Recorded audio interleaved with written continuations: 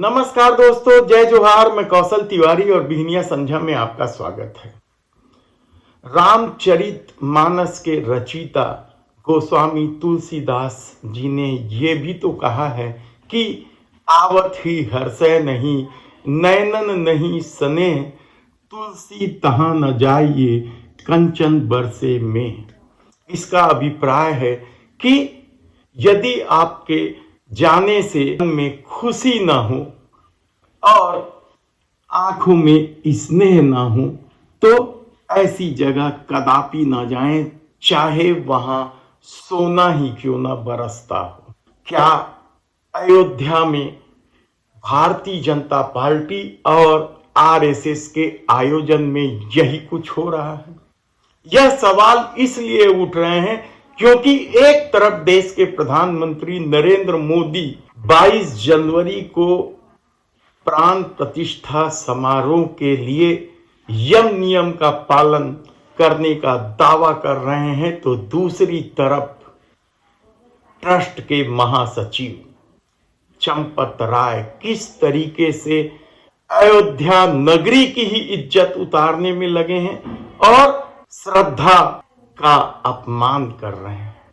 शंकराचार्यों की अवहेलना को लेकर पूरा देश में माहौल गर्म है कि किस तरीके से राम जन्मभूमि ट्रस्ट ने शंकराचार्यों की अवहेलना की है, अनैतिक कार्य में लगे हैं। इसे खुद शंकराचार्यों ने कहा। शंकराचार्यों का ये दायित्व है कि वो शास्त्र विधि का पालन करें और करवाएं। अब वहाँ पर शास्त्र विधि की उपेक्षा हो रही है। सबसे पहली उपेक्षा क्या है कि मंदिर अभी पूरा बना नहीं और प्रतिष्ठा की जा रही है। लेकिन आज ऐसी कोई परिस्थिति नहीं है कि हमको जरूरी हो गया कि आज 22 तारीख को ही कर दें। आज तो हमारे पास पूरा मौका है, हम अच्छे से बना करके प्रतिष्ठा कर सकते हैं। लेकिन फिर भी अधूरे मंदिर में प्रतिष्ठा कर दी जा रही है, तो ये हम कैसे स्वीकार कर लें? ये हमको कहना ही पड़ेगा पूछे जाने पर कि ये ठीक नहीं है। अब यही हम कह रहे हैं तो हमको कहा जा रहा है कि ये लोग तो विरोधी हैं, एंटी मोदी हैं। इसमें एंटी मोदी की क्या बात है? हम एंटी मोदी नहीं है, लेकिन हम एंटी धर्मशास्त्र भी नहीं होना चाहते। तो इसीलिए कोई भी शंकराचार्य, 4 शंकराचार्यों में से वहां नहीं जा रहा है।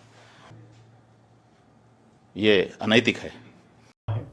और चारों ही शंकराचार्य इस प्राण प्रतिष्ठा समारोह में नहीं जा रहे हैं और शंकराचार्यों के नहीं जाने की वजह से अब कांग्रेस सहित समाजवादी पार्टी से लेकर आम आदमी पार्टी, यानी इस देश के तमाम विपक्षी पार्टी के लोगों ने भी, जिन्हें आमंत्रण मिला है श्री राम जन्मभूमि प्राण प्रतिष्ठा समारोह से दूरी बना ली है।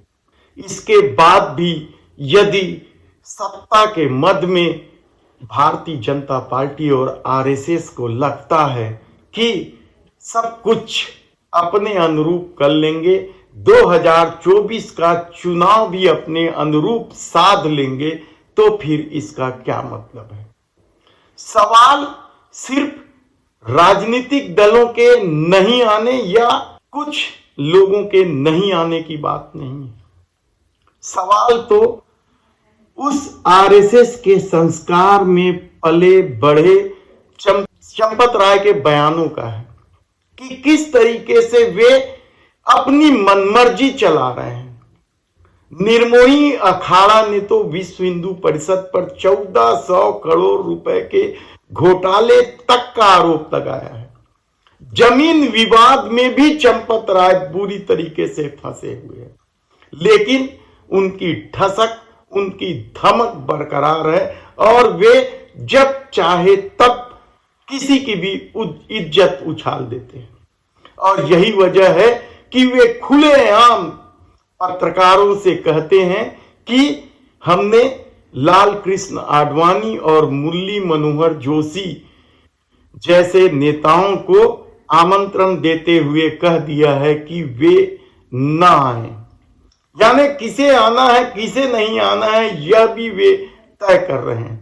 यही नहीं, आमंत्रण में जिनका नाम है वे ही आए, बाकी ना आए, जैसे कितनी ही बातें विवादास्पद चंपत राय कर रहे हैं। तो क्या ये उनके पद पर बने रहने का ठसक है? और अब जो वीडियो वायरल हो रहा है वह तो बेहद ही शर्मनाक है।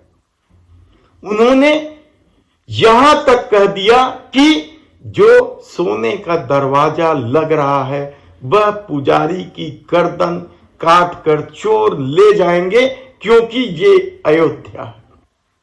यानी अयोध्या नगरी जो राम जन्मभूमि का तीर्थ क्षेत्र है, जिनके प्रति करोड़ों हिंदुओं की श्रद्धा है, उस अयोध्या के बारे में तब कह रहे हैं जब उत्तर प्रदेश में डबल इंजन की सरकार है। यह दावा किया जाता है मोदी मीडिया के द्वारा कि अपराधी यहां थर थर कांपते हैं। उस अयोध्या के बारे में चंपत राय जी ने क्या कहा, आप खुद सुन लीजिए।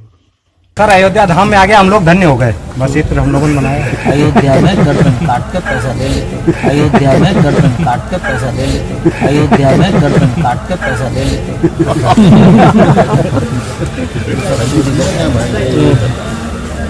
हमने अपने दरवाजे से सोना मड़वाया, मड़वा तो दिया,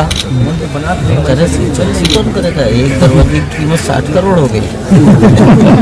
हमने कहा पुजारी की गर्दन काटेंगे रात को, क्या यहाँ तो अयोध्या है, पुजारी की गर्दन काटेंगे रात को, क्या यहाँ तो अयोध्या है, यहाँ तो अयोध्या है। तो ये है चंपत राय जी की अयोध्या के प्रति विचार। और वे यही नहीं कहते हैं, बल्कि यहां तक श्रद्धालुओं का अपमान कर रहे हैं। कुछ श्रद्धालु चांदी के फूल लेके आए थे, 1000 फूल, और उन्हें किस तरीके से अपमानित किया आप खुद देखिए। क्यों देंगे 1000 गुलाब के फूल चांदी की? श्रद्धा है। काय की श्रद्धा? काय की श्रद्धा? मैं क्या करूँ? चांदी के फूल हैं 1000। तो मैं क्या बेचूं? तो मैं क्या बेचूं? तो मैं क्या बेचूं? नहीं। फिर क्या करूं? आप ही सोच कर बताओ। ईश्वर प्रेरणा से कहीं ना कहीं उसको भी स्थान मिलेगा।